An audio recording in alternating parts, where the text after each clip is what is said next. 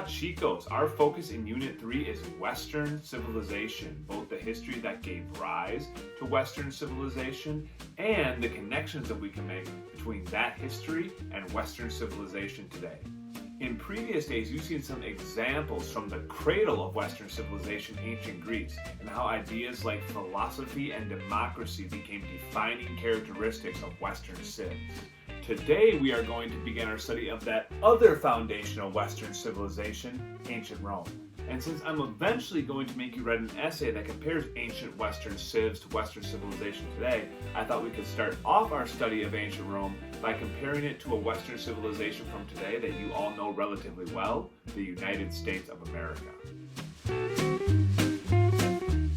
Perhaps the biggest and most important comparison that we can make between the modern-day United States of America and ancient Rome is that they both had republican forms of government. And when I say Republican form of government, I do not mean to make any connections with the modern-day Republican Party in American politics, which is no more Republican than the Democratic Party is Democratic. What I mean when I say Republican is that their form of government can literally be called a republic, which in Latin translates to thing of the people. And while republics do have an element of democracy, they should not be confused with, say, the direct democracy of ancient Athens, in which all citizens have the ability to vote on all issues. Instead, what makes a republic is those first three letters, R-E-P, which also happen to be the first three letters in the word representative. Citizens do vote in a republic, but they usually do not vote directly on laws. Instead, they vote for representatives who can then vote on the laws for them.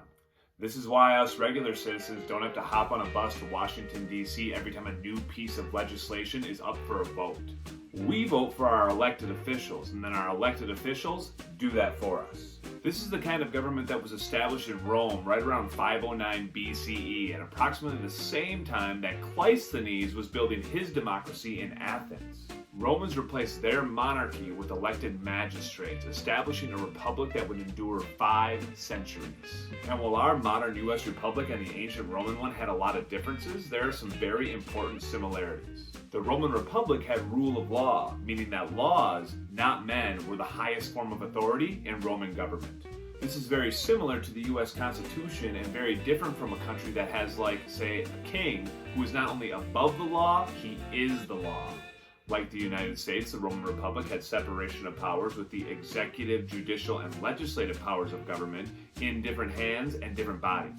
These bodies also had certain checks that allowed them to limit the power of the other two branches and maintain a balanced government, perhaps the most notable of these powers being the veto. And the Romans had a body of distinguished legislators known as the Senate, an institution that would serve as a model for the U.S.'s own Senate a few millennia later.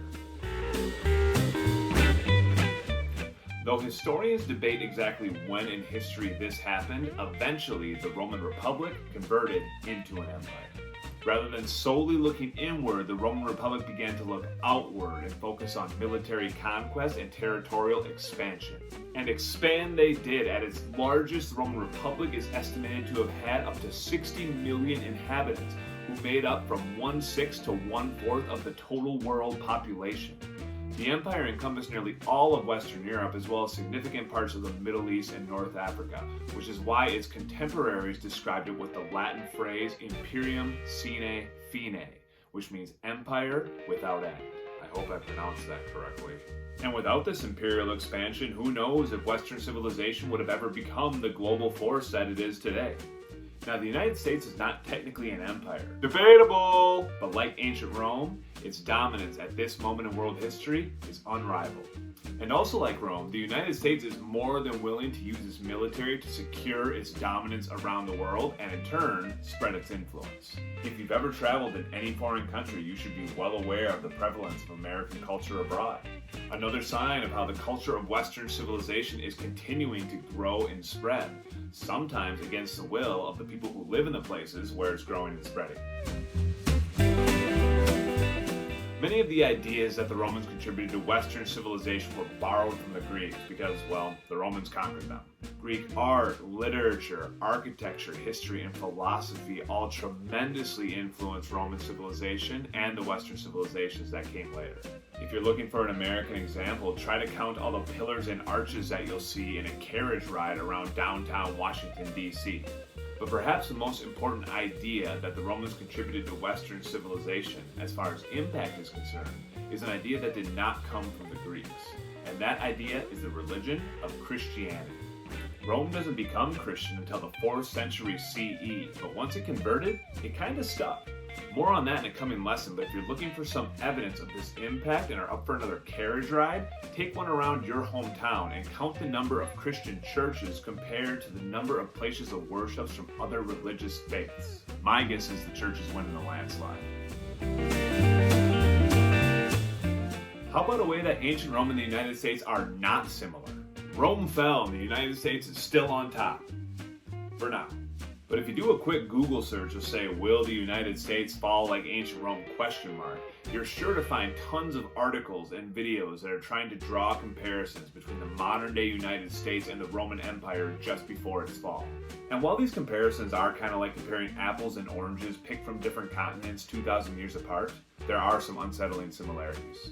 An enormous wealth gap, political corruption, a divided electorate, a loss of faith in political institutions, and too much of an obsession with the modern day bread and circuses like TikTok and reality TV, rather than the important issues of the day, have led some people to predict that America's best days might be behind it.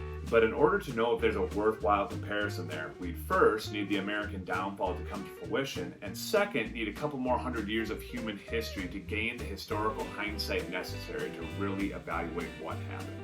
I don't know about you guys, but I don't think I'll be around to make that evaluation. But whether or not the United States is falling is kind of besides the point, because the United States either way is still part of the Roman legacy and the larger legacy of Western civilization. A legacy that begins in the ancient civilizations of Greece and Rome, and with the expansion of empire, eventually spreads across all of Europe and later, the world. And if you live in the United States today, you are part of that legacy, no matter if you trace your heritage back to Italy or Mexico or Southeast Asia. Because just as Western civilization has evolved throughout history, that evolution continues today. And as members of Western civilization, we have a voice in where that evolution goes from here, which is pretty cool. Gracias for watching. Bread and circuses of the United States of America, like TikTok videos and